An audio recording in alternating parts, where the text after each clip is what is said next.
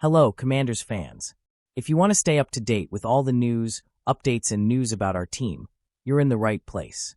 Don't forget to subscribe to the channel and activate the bell so you don't miss any details.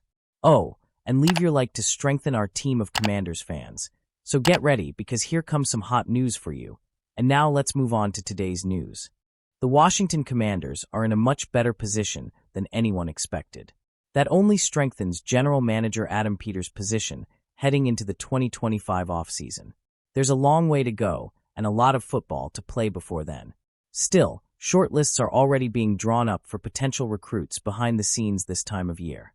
Peters and his staff are meticulous planners. They've taken calculated risks that have paid off so far. That also leaves them with plenty of flexibility in 2025 and beyond.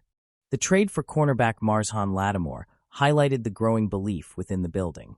It proved that Peters is willing to get more aggressive with the team doing so well. Tomorrow is not guaranteed in the NFL, so why not make the most of today? Expect the same trend to continue when free agency rolls around. The Commanders are loaded with salary cap space, and Washington's urgency to maximize Jayden Daniels' rookie contract is evident. Surrounding the promising signal caller with everything he needs to thrive is the primary goal until further notice. One player who deserves consideration is Tee Higgins. The prolific pass catcher is set to hit free agency in 2025.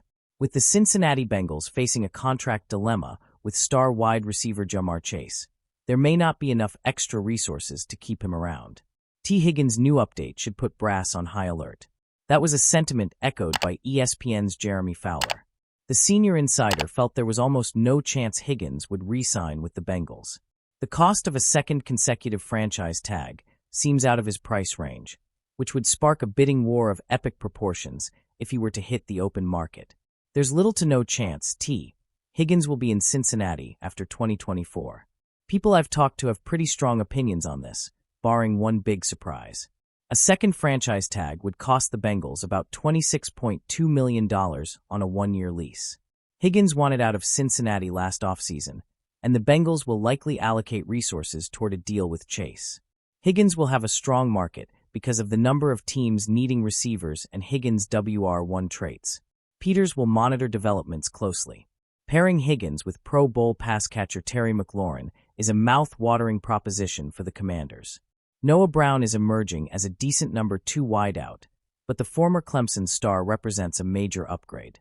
Signing Higgins won't be cheap, especially if there are a plethora of suitors as expected.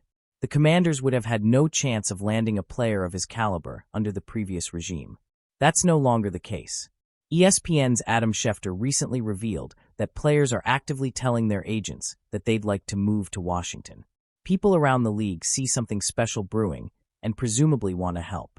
The insider is more informed than most, so that could tip the scales in Peters' favor if there's competition for specific targets. Whether Higgins falls into that category is debatable. The Commanders have other needs to fill and only have 31 players under contract currently. Peters is the right man for the job, so any decision he makes should come with the full support of the fan base. Peters will have a plan in place for Washington to take the next step. Higgins wouldn't be the final piece of the puzzle, but he would bring them a lot closer, that's for sure. Whether he ends up in the famous burgundy and gold remains to be seen. Until something is confirmed in the coming months, it's certainly fun to think about.